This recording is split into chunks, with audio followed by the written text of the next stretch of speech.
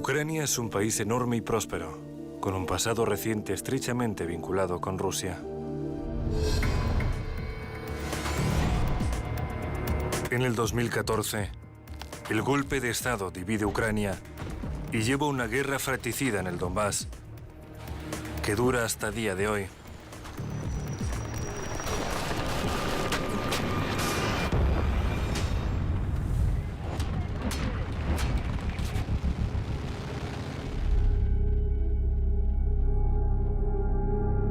Cerca de Lugansk, al lado de un gran campo, hay una enorme tumba. Aquí están enterrados en su mayoría los civiles asesinados en verano del 2014 por las fuerzas ucranianas. Solo aquí, en este mismo lugar, están enterrados entre 300 y 500 civiles asesinados por la dirección político-militar de Ucrania. Podemos definirlo con una sola palabra: genocidio. Ana Soroka dirige una comisión especial que recoge pruebas de los crímenes de guerra cometidos por la administración de Ucrania contra el pueblo de la República Popular de Lugansk. Nunca lo olvidaremos y nunca lo perdonaremos. En Donbass hay muchas tumbas como esta. Llevo solo 5 minutos aquí y ya veo que los primeros 5 cuerpos que encontraron habían sido decapitados. Todos eran civiles. ¿Quién puede hacer algo así a la gente? ¿Cómo pueden afirmar después que no eran crímenes de guerra? Cerca de Vierchny-Shevyrivka, un pueblo de la República Popular de Lugansk, están exhumando cuerpos de civiles asesinados por las fuerzas ucranianas. Son 36 personas. El periodista estadounidense George Ellison ha enviado en varias ocasiones reportajes sobre este tipo de crímenes a los medios de comunicación de Europa y de Estados Unidos. Espero que esto sea el principio del proceso que dé a conocer esto a nivel internacional.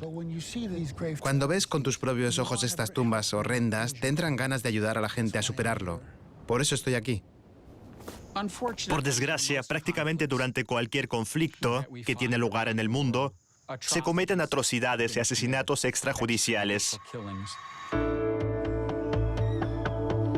Así explica lo que sucede en Donbass Charles Kupchan, que trabajó como asistente especial del presidente de Estados Unidos Barack Obama entre el 2014 y el 2017. Lamentablemente, durante este tipo de conflictos, siempre ocurren incidentes parecidos. Uno puede venir aquí y decir, bueno, es la guerra, estas cosas pasan. No, estas cosas no deben pasar. No se les corta la cabeza a las personas, y especialmente a los civiles. Los militares no lo hacen. Quizás el ISIS lo hace. ¿Y qué hacemos con el ISIS? ¿En qué se diferencia lo que está pasando en Ucrania? En las zonas donde los batallones nacionalistas ucranianos arrasaron estas fosas son bastante comunes. Después de todo, ¿se puede decir que aquí no se cometieron crímenes de guerra? Así es como empezó todo. El 10 de diciembre del 2013, la subsecretaria de Estado de Estados Unidos, Victoria Nuland, llegó a Kiev. Acompañada por Geoffrey Pyatt, embajador de Estados Unidos en Ucrania, la política estadounidense visita la plaza del Maidán y reparte galletas entre los reunidos allí. El golpe de Estado ya está preparado. Cuando vi a Nuland repartiendo galletas a la gente, me di cuenta de que el gobierno criminal estadounidense estaba involucrado en eso. Creo que no hay nada escandaloso en que una diplomática estadounidense estuviera repartiendo galletas allí.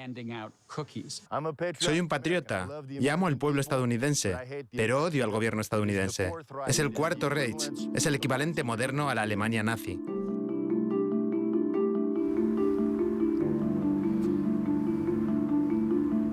Russell Bentley, ex cabo del ejército estadounidense y ahora miembro de la milicia de la República Popular de Donetsk, sabe por experiencia propia lo que les ocurre a los países a los que llegan la OTAN y Estados Unidos.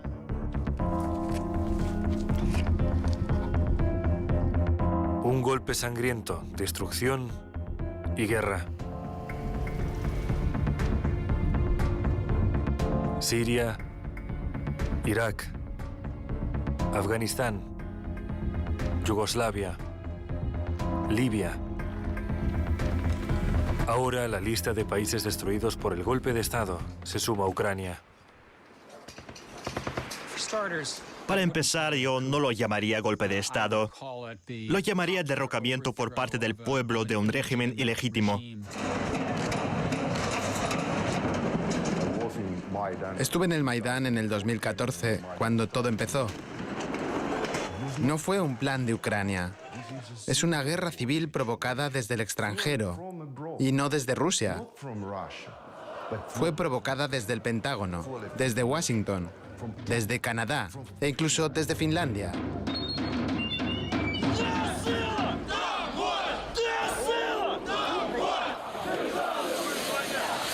Se parece a la Alemania nazi.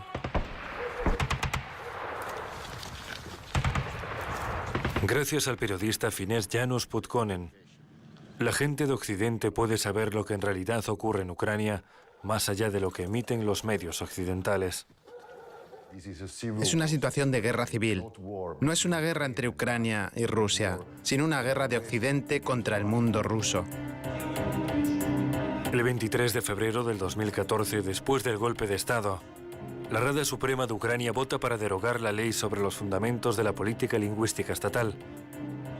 Se proponen limitar el uso de la lengua rusa en el país, donde en vastos territorios se habla ruso y donde el ruso se considera una lengua materna.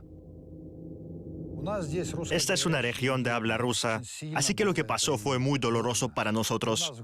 En nuestras ciudades se celebraron mítines y protestas, pero recalco que fueron pacíficos. No estamos de acuerdo con que se reescriba la historia, ni con que Rusia haya pasado de ser un hermano cercano a un enemigo. No estamos de acuerdo con que la lengua ucraniana sea la principal.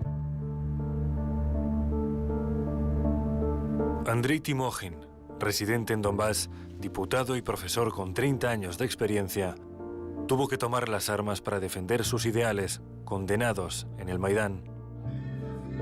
Enviábamos documentos al Consejo Regional y a Kiev diciendo que no estábamos de acuerdo. Proponíamos resolverlo todo a nivel legislativo de forma civilizada. Sin embargo, Kiev no necesita negociaciones en son de paz con las regiones rusoparlantes. Occidente empuja a Ucrania hacia la guerra en la frontera con Rusia. Es necesario erradicar del país todo lo ruso y, si hace falta, erradicarlo de forma sangrienta. 13 de abril del 2014.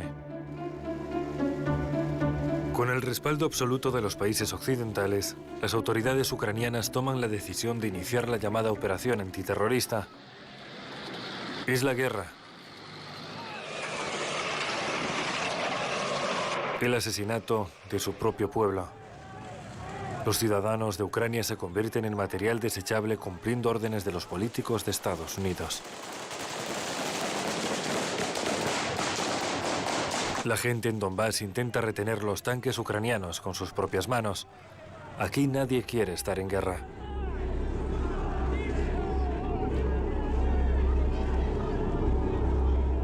El ejército vino aquí y no sabemos para qué. Queríamos detenerlos diciendo, no entran aquí. Los eslavos luchando contra los eslavos. Esto es una guerra civil. El comandante romano Mielchenko ha defendido ciudades y pueblos de Donbass desde el inicio de la guerra. Así se hace. Ellos necesitan territorio. Estados Unidos, Inglaterra y Canadá. ¿Por qué? Porque buscan un lugar donde poner sus bases militares. Todo con el fin de asestarle un golpe inmediato y definitivo a Rusia. Las verdaderas intenciones de Occidente no son un secreto para la población de Donbass, según Eduard Basurin, quien afirma que en primer lugar se trata de presionar a Rusia. Desde el punto de vista militar, cuanto más cerca se encuentra una base extranjera de la frontera de otro estado, y me refiero a Rusia, menor es el tiempo de aproximación de cualquier tipo de arma, y es más difícil reaccionar a un ataque. Odessa apoya a Donbass. La gente sale a la calle para exigir un referéndum. La gente rechazaba el golpe de Estado e intentaba definir qué hacer a continuación, porque para ellos era inaceptable la forma en que se habían desarrollado los acontecimientos en Kiev. Yo creo que el golpe fue organizado por nuestros oligarcas con el apoyo de los servicios de inteligencia estadounidenses y europeos. Igor Polovnev, participante de los trágicos acontecimientos de Odesa, considera que fue un milagro haber sobrevivido. El 1 de mayo hubo una gran manifestación que movilizó a unas 20.000 personas. La ciudad hervía de gente.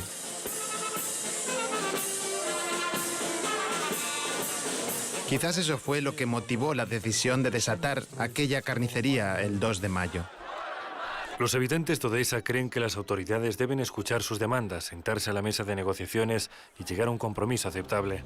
Pero en respuesta, los líderes del triunfal golpe de Estado les envían grupos de nacionalistas armados que se hacen pasar por hinchas de fútbol. Hay muchos coches destrozados y detonaciones, pero nos impiden reaccionar. O se los llevan a todos ahora a la mierda, o iremos tras ustedes el lunes, joder. Esos grupos y sus líderes venían de la parte occidental de Ucrania. Esa gente se diferencia mucho del resto de los ucranianos. Hablan diferente, se nota que son completamente diferentes. Además, yo mismo pude ver a gente apostada en los tejados con pistolas. 2 de mayo del 2014. Personas que abogaban por un referéndum pacífico, por el derecho a poder hablar su lengua materna, son quemadas vivas en la casa de los sindicatos de Odesa. Además, cuando transcurrieron los hechos en la casa de los sindicatos, la policía no hizo nada.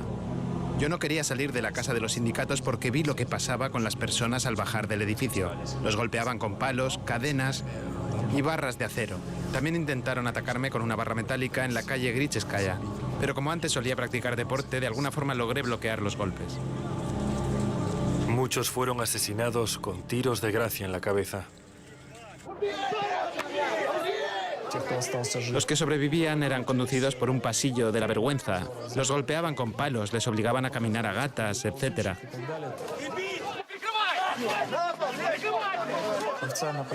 Oficialmente murieron 48 personas, pero creo que fueron bastantes más porque muchos se asfixiaron, otros murieron y otros simplemente desaparecieron.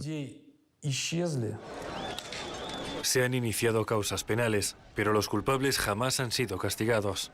El mundo democrático ha ignorado la tragedia de Odesa.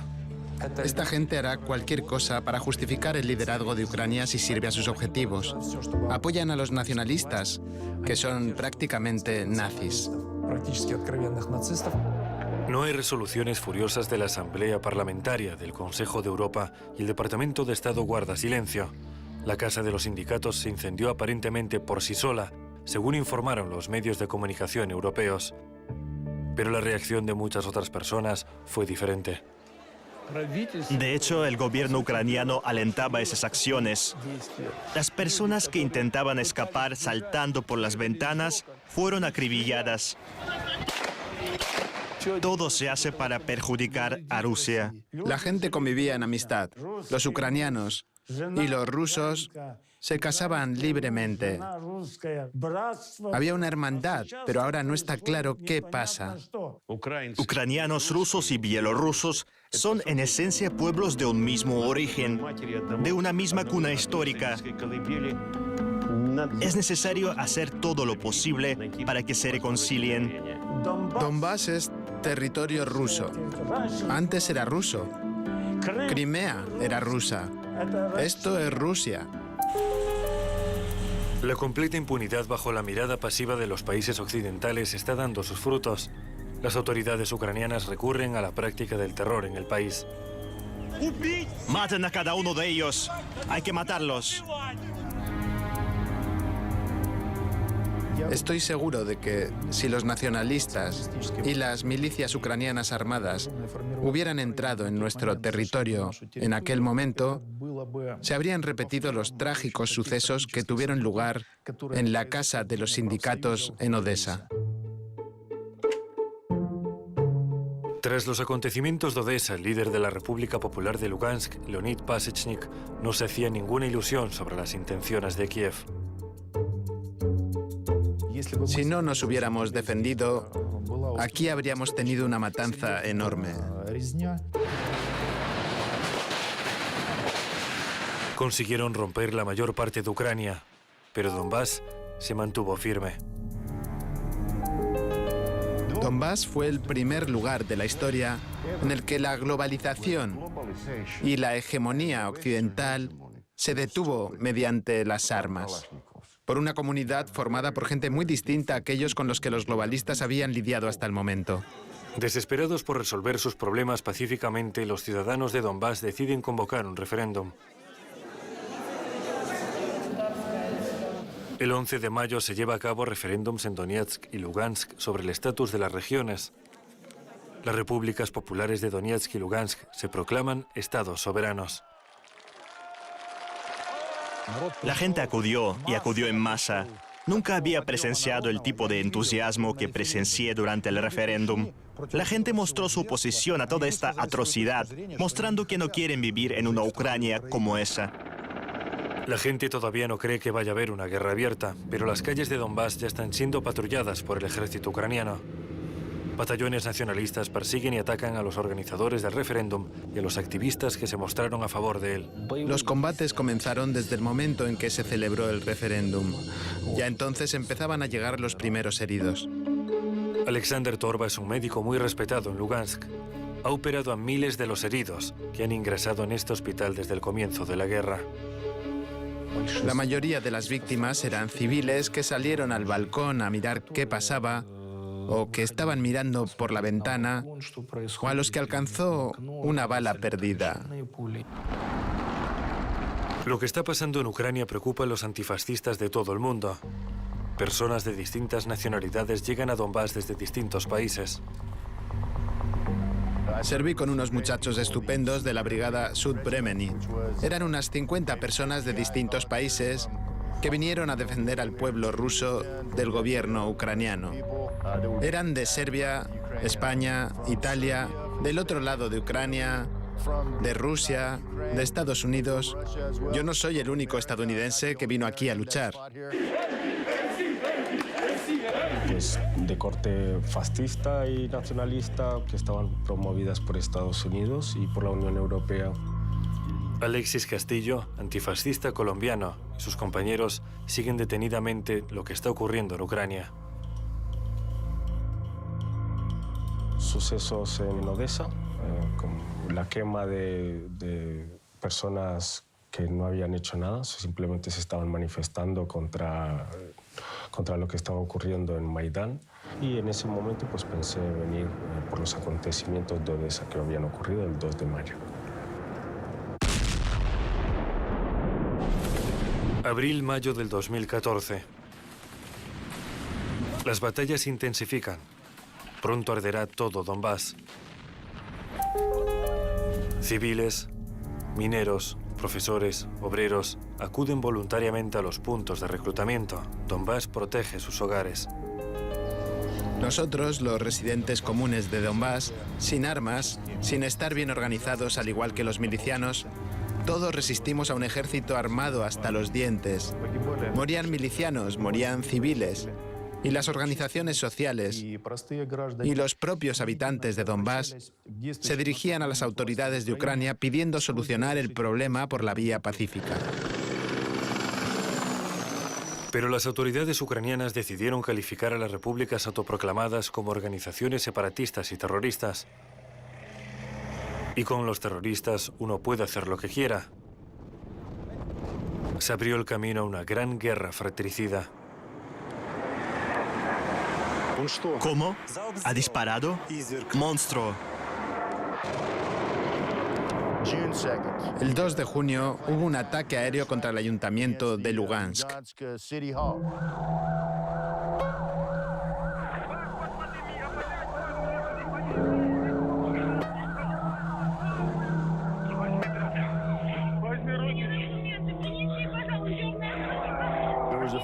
Hay una foto que se tomó a Ina Kukurudze, una chica pelirroja, después de aquel ataque.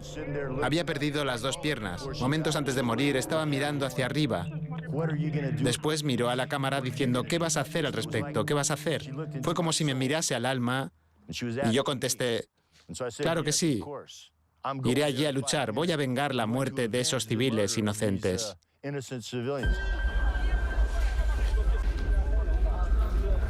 Aquel día murieron 8 personas, otras 28 resultaron heridas.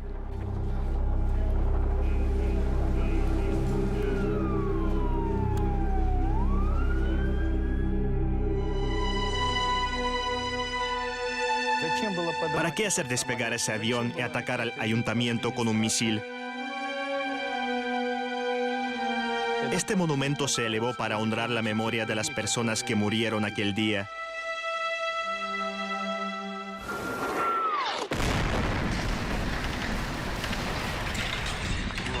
Se libran fuertes combates por el aeropuerto de Donetsk. Es un punto estratégico muy importante, una base para desarrollar la ofensiva del ejército ucraniano. Precisamente desde el lado del aeropuerto se realizan los devastadores bombardeos de la ciudad.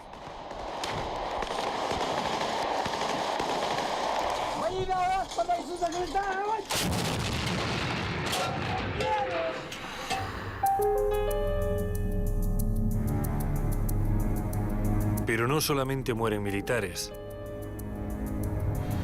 Los civiles también están bajo el fuego.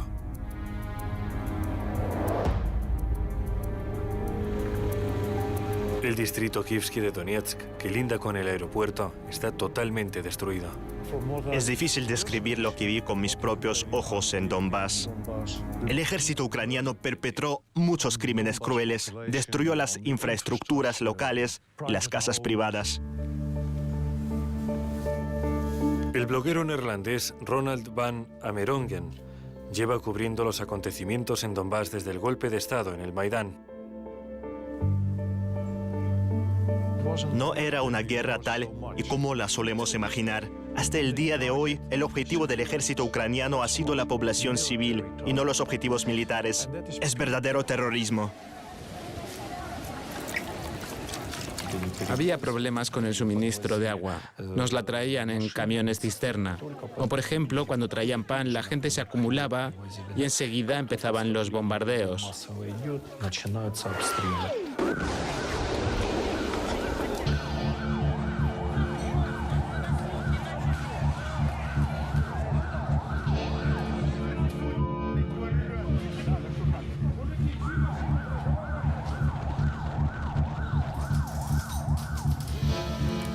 Las heridas más graves se producían cuando nos disparaban con los sistemas Grad.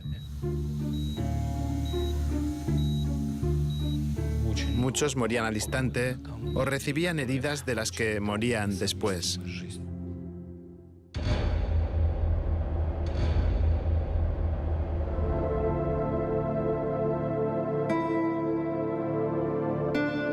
Saur Magila es un lugar sagrado para la gente de Donetsk.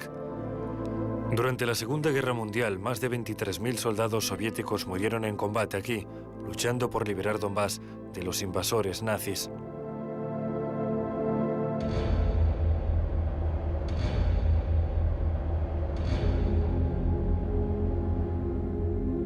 Este impresionante complejo conmemorativo se construyó en su honor.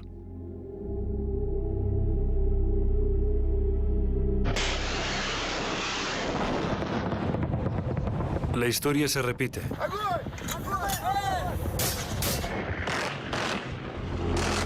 Desde principios de junio hasta agosto del 2014, el ejército ucraniano atacó esta loma sin descanso. Los días más sangrientos les tocaron a los soldados del batallón Vostok.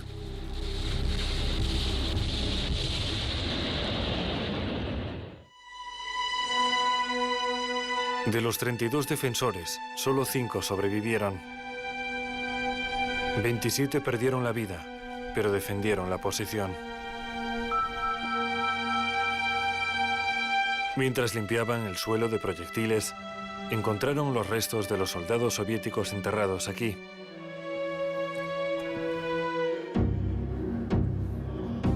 Murieron cientos de soldados del ejército ucraniano. 2 naciones eslavas se están aniquilando entre sí en beneficio de Occidente.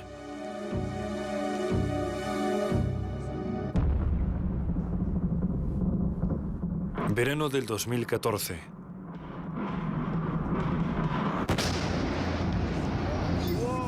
La artillería pesada bombardea las ciudades y pueblos de Donbass, y los francotiradores tienen la zona en el punto de mira.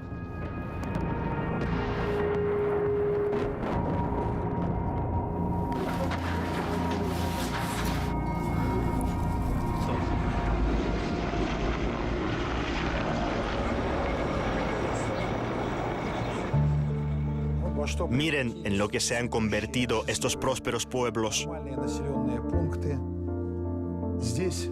Aquí vivía una buena familia. Los niños iban a la escuela. Una foto de la señora de la casa.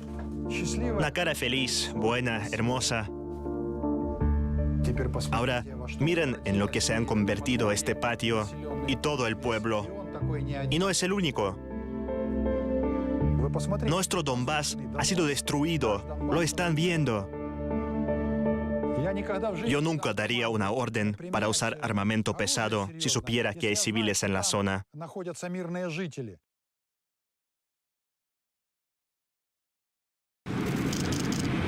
El ejército ucraniano es muy diverso.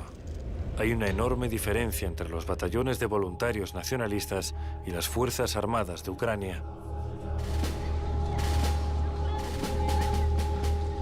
Las Fuerzas Armadas de Ucrania son ciudadanos comunes, reservistas y soldados que sirvieron en su momento. Muchos no quieren luchar, pero deben hacerlo porque, según la ley ucraniana, pueden enfrentarse a penas de prisión si se niegan a alistarse. Los tipos que reclutó el gobierno no sabían a dónde los llevaban. A sus madres les dijeron que iban a realizar entrenamientos. Olga Kopcheva trabaja en un programa de intercambio de prisioneros. Ha conocido a muchas madres ucranianas que buscan a sus hijos desaparecidos. Eran jóvenes, de 18, 19, 21 años. No tenían ni idea de lo que estaba pasando. Los convocaron solo para los entrenamientos.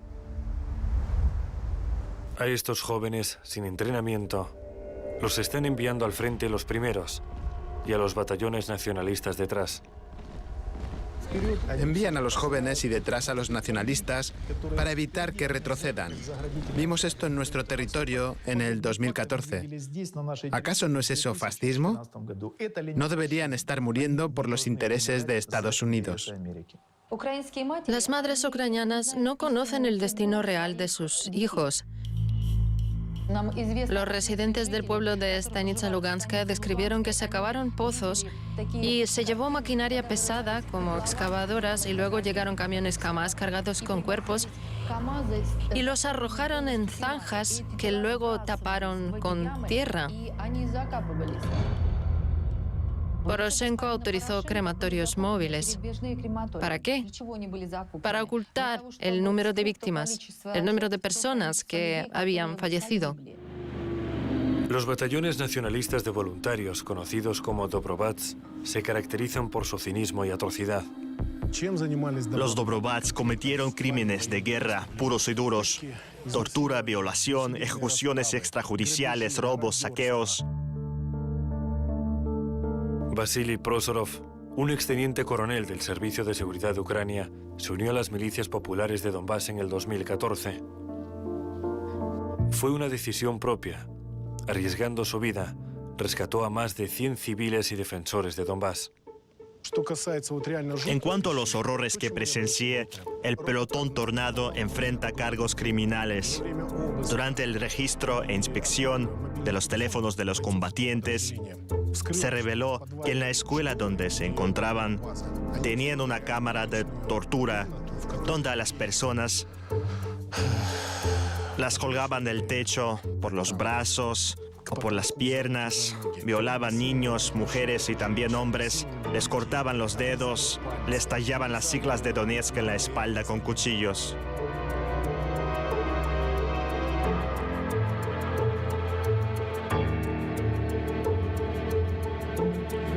Las personas a las que torturaron llegan destrozadas psicológicamente. Es muy difícil trabajar con ellas, tratar con ellas. Es difícil hasta mirarlas. Dmitry Kalashnikov, jefe de la Oficina del Médico Forense del Ministerio de Salud de la República Popular de Donetsk, ha tratado a muchas víctimas de esta guerra.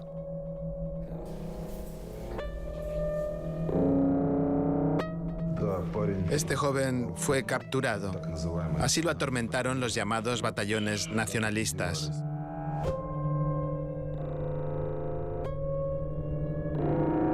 Usaban este tipo de balas. Provocan daños muy graves, fuertes lesiones internas, ruptura de órganos y luego son difíciles de encontrar. Son los calibres que usan la OTAN. Estas balas no se pueden disparar con un Kalashnikov.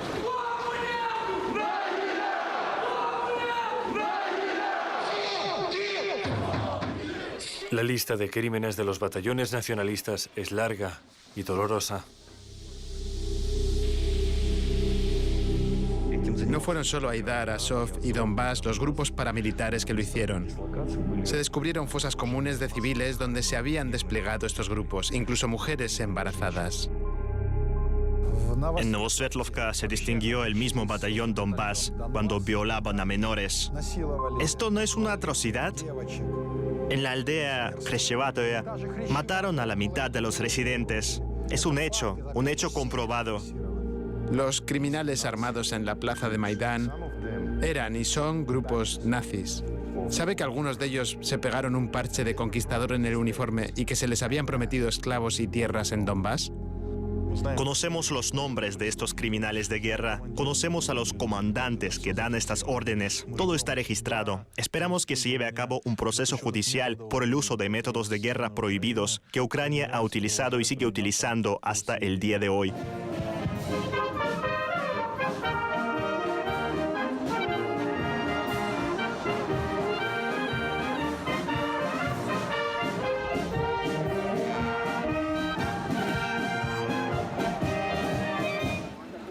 Esta es una manifestación en defensa de los animales. Estas manifestaciones se celebran muy a menudo en las ciudades europeas, pero respecto al genocidio de los rusoparlantes en Donbass, Europa no hace más que guardar silencio.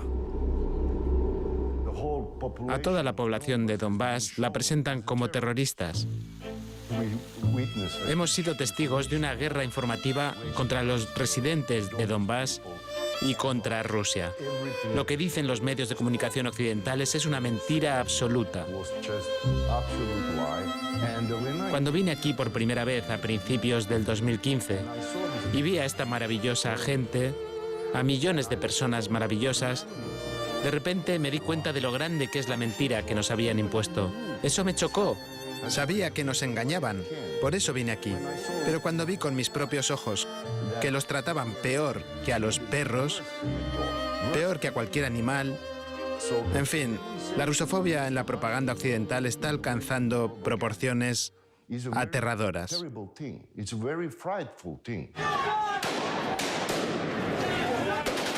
Los medios de comunicación occidentales y ucranianos tienden a no hablar sobre los crímenes de los batallones nacionalistas.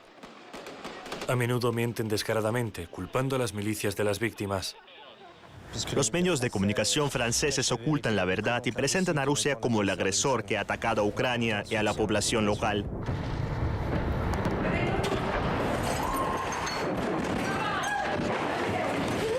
Está claro que el verdadero agresor es el ejército ucraniano. Lanzan bombas a diario contra objetivos civiles con el pretexto de bombardear a las tropas prorrusas. Pero las tropas prorrusas nunca se han escondido entre los civiles. Los medios de comunicación occidentales tampoco admiten que los militares de la OTAN participen directamente en la matanza en Donbass. Las fuerzas especiales de Estados Unidos se encuentran en toda Ucrania y entrenan al ejército ucraniano. También hay fuerzas especiales canadienses y del Reino Unido que luchan en la línea del frente. Han matado a nuestros soldados y nosotros también hemos matado a algunos de los suyos. Canadá incluso perdió a algunos soldados. A Ucrania fue toda una unidad especial no para entrenar, sino para participar en los enfrentamientos contra las milicias populares de Donbass. Perdieron gran parte de esa unidad. En verano del 2014 estallan enfrentamientos en una tierra que no ha visto hostilidades desde la Segunda Guerra Mundial. ¡Batería, fuego!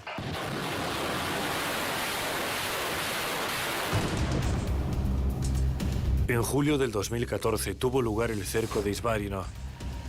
En agosto de ese mismo año, el de Ilovaisk.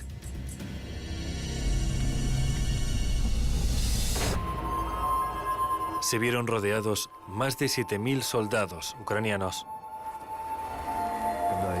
Una vez rodeados, muchos se rindieron. No se rindieron decenas, sino cientos de soldados. Huyeron a Rusia, como dicen, al territorio del país agresor. Luego los comandantes ucranianos que habían llevado a sus propios soldados al territorio ruso fueron juzgados en Ucrania por traición, solo por salvar a sus propios soldados y haberles ayudado a entrar en territorio ruso. Ucrania está en una posición catastrófica. El 5 de septiembre del 2014 se firman los primeros acuerdos de Minsk sobre la normalización pacífica del conflicto militar en Donbass. Los acuerdos de Minsk salvaron a Ucrania de una derrota total. Nosotros en ese momento estábamos en auge. Los habríamos derrotado de inmediato. Pero nada más firmar los documentos, Ucrania empezó a preparar una nueva guerra. Poroshenko consideraba los acuerdos de Minsk como: ahora podemos firmar cualquier cosa y luego encontraremos la manera de no cumplirlo. Pero esto resolveremos más tarde. El primer punto habla de un alto al fuego. Pero eso no sucede. Por otro lado, gracias a estos acuerdos, la situación en el frente se estabilizó. Por eso los acuerdos de Minsk, en este sentido, aún sirven.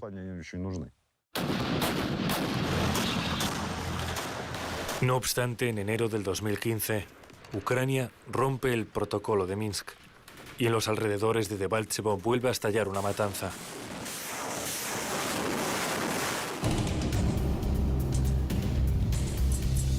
Esta empresa desemboca en el cerco de Debaltsevo. Según datos de la milicia, Ucrania pierde 8.000 combatientes en los 3 cercos.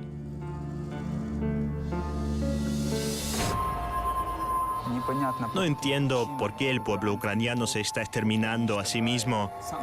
Porque en este lado, los separatistas, como los llamamos, son iguales que nosotros. Todos nosotros somos personas. ¿Por qué lo estamos haciendo? Quiero decirles a las madres ucranianas que no dieron a luz para mandar a sus hijos a la muerte. Cuídenlos. Hay un sinnúmero de víctimas que nunca podremos contar. Y los que financian todo esto son oligarcas y globalistas. Y la OTAN lo apoya.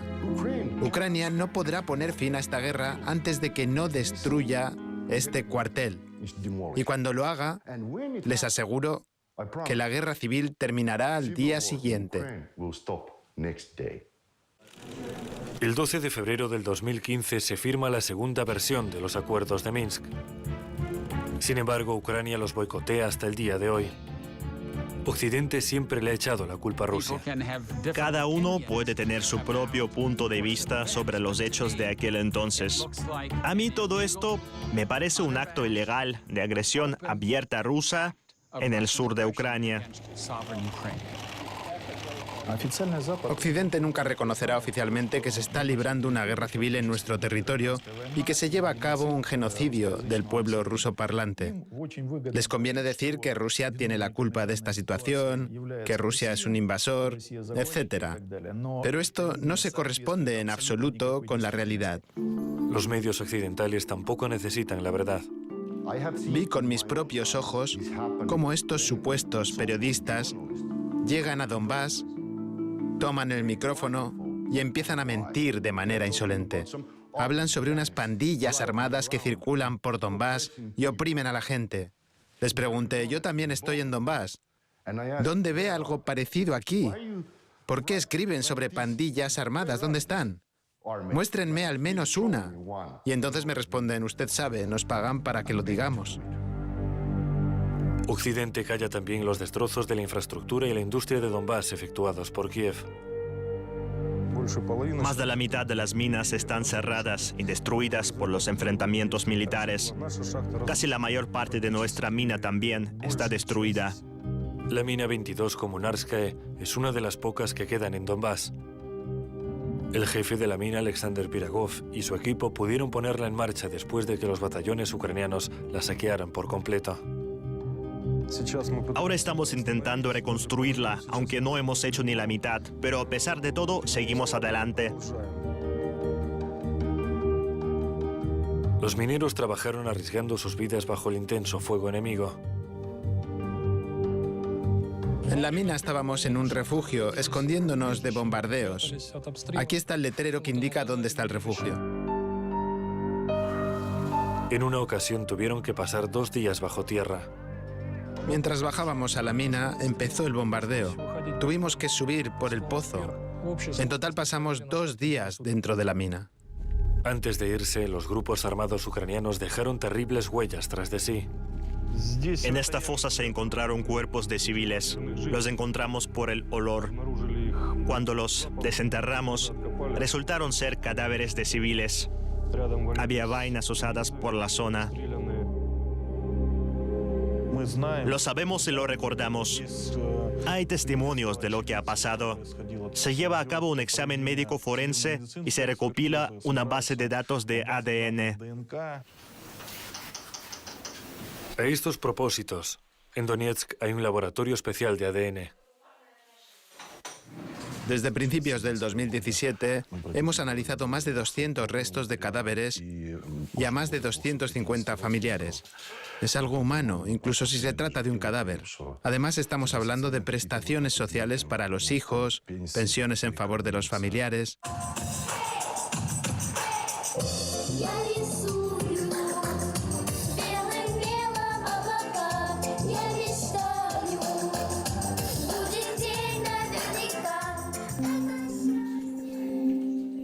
Estos niños entienden muy bien lo que es la guerra. No saben qué es vivir en tiempos de paz. Toda mi vida he vivido en tiempos de guerra. Tengo 8 años. No sé qué es vivir en tiempos de paz. No lo sé. Los adultos que iniciaron la guerra tienen que pararla. Ya ha durado demasiado. Hay que terminar con todo esto.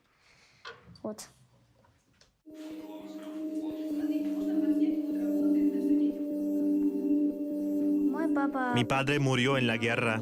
Fue enterrado como un héroe. Mi madre fue a servir en el ejército por él.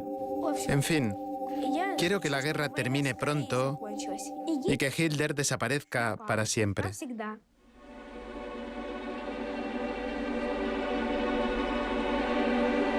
Y estos niños no volverán a cantar, a pintar, ni a soñar. También hay un monumento a los niños asesinados en la República Popular de Donetsk. Ahora estamos en el Paseo de Los Ángeles. Es un recordatorio para todo Donbass sobre el precio que pagamos por el golpe de Estado que se llevó a cabo en Kiev en el 2014. Daria Morozova, comisionada de Derechos Humanos en la República Popular de Donetsk, ha intentado en numerosas ocasiones transmitir a los países occidentales la posición del pueblo de Donbass. Esta es nuestra tierra. Nacimos en esta tierra y no necesitamos en absoluto que se nos diga qué lengua debemos hablar, a qué escuelas debemos ir, qué políticas debemos obedecer. No necesitamos 2 papás o 2 mamás. No necesitamos la propaganda de LGBT que se difunde ahora en Ucrania. No necesitamos el nazismo que ahora se promueve en Ucrania. Eso es ajeno a todos nosotros. Esta es nuestra tierra natal. Hemos nacido aquí, hemos trabajado aquí, lo hemos hecho todo con nuestras propias manos. Nos hemos esforzado mucho. Los pueblos de Donetsk y Golubovsk son la línea de demarcación. Algunas casas están ubicadas a tan solo 200-300 metros de las posiciones de los militares ucranianos. Hay ataques todos los días. ¿Quién creen que nos está bombardeando? Todo el fuego viene desde Ucrania. Vas andando y si escuchas el silbido de un proyectil, buscas dónde esconderte. Cuando lo oigo, me escondo en los arbustos. ¿A eso le llaman vida? Solíamos reunirnos todos aquí. Éramos una gran familia. Mira, el senador ya no existe, la cocina, el sótano tampoco. Todo está destruido.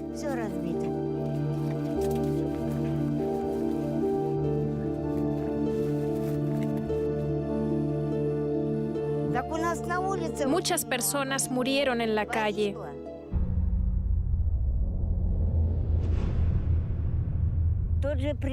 El presidente Zelensky, ¿acaso no es padre? ¿No tiene hijos? ¿No tiene una madre? ¿Quién es él? Es un lacayo de Estados Unidos. Vivir aquí es un infierno.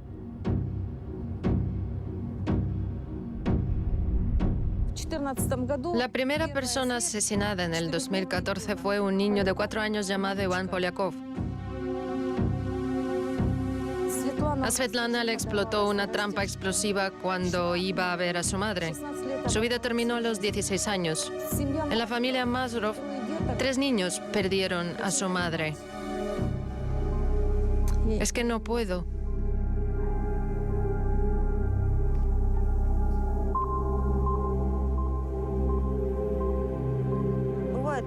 Nos bombardean por la mañana o por la tarde, a veces todo el día. Cuando el fuego se detiene, salimos a trabajar en nuestros huertos. Hubo un bombardeo hace apenas 2 horas. Fue uno muy fuerte. Estaban disparando con algo potente. Todas las aldeas fronterizas tienen que soportar regularmente el fuego pesado. Los francotiradores también están siempre al acecho. Cerraron nuestro colegio. Nuestros hijos tienen que tomar un autobús y viajar hasta la ciudad vecina. Pero los autobuses también son bombardeados. Disparan a los niños, no a los soldados, sino a los niños.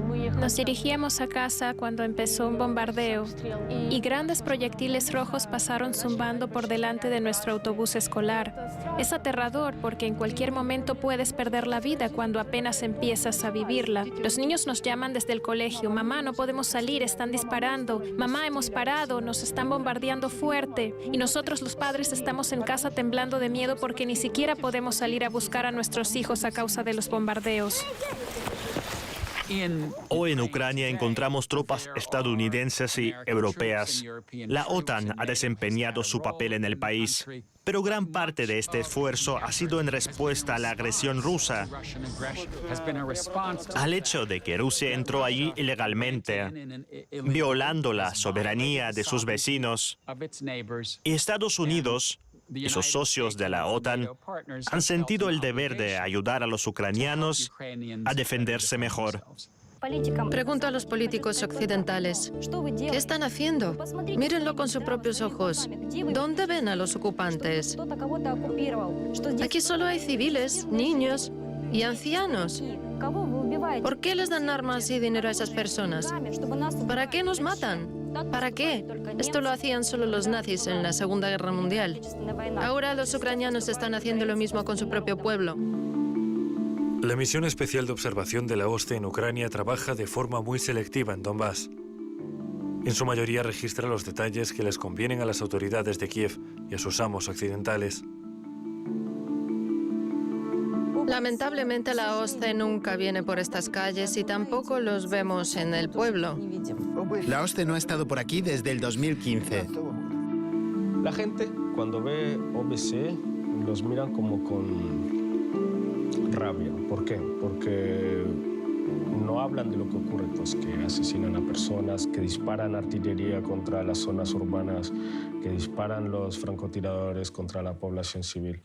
Más de 13.000 civiles han sido asesinados, 30.000 han resultado heridos y 1,5 millones han tenido que abandonar sus hogares. Los extraños informes de la OSCE no mencionan lo más importante, que de los 13.000 muertos en Donbass, incluso según las estimaciones de la ONU, el 70% son civiles, residentes de las repúblicas populares de Donetsk y Lugansk. La situación ha llegado al extremo. Los bombardeos han aumentado significativamente en los últimos 9 meses. Son ellos los que nos atacan a diario, cada día, sobre todo con... Bombas incendiarias. Sí, bombas incendiarias. Por eso siempre mantenemos estos recipientes con agua, por si acaso.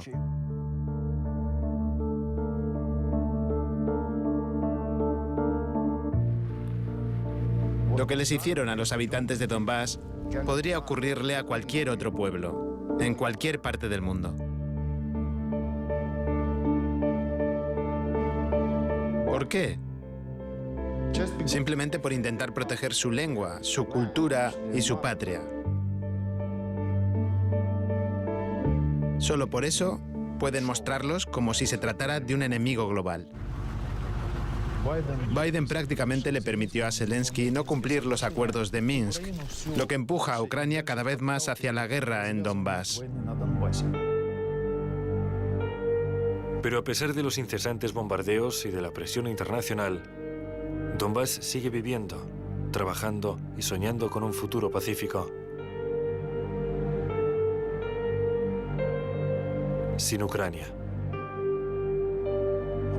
La inmensa mayoría ya no puede imaginarse como parte de Ucrania por toda la sangre derramada entre nosotros. Hay demasiada sangre, demasiados muertos, familiares, vecinos y amigos. Es muy difícil encontrar a alguien que quiera volver a ser parte de Ucrania. Y ese 2 o 3% que sí quisiera volver, sueña con la antigua Ucrania, la de antes del 2014. Y si tenemos en cuenta lo que ocurre ahora ahí, ninguna persona en su sano juicio miraría siquiera en esa dirección. Nunca, nunca más, después de todo esto, hacer las paces o volver a Ucrania. Jamás. Es imposible, por los crímenes de guerra cometidos en Donbass. La gente de aquí no quiere estar dentro de Ucrania después de lo que han hecho. Esto lo tienen que comprender de una vez. Más de 25.000 edificios han sido destruidos, incluyendo 315 escuelas y guarderías. Más de 2.000 ancianos, mujeres y niños han sido asesinados.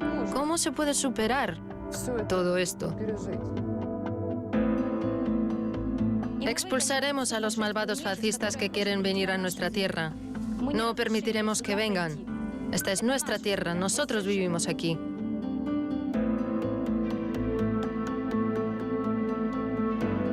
Sí, esta es su tierra y este es su futuro. Un futuro que el pueblo de Donbass siempre sabrá defender.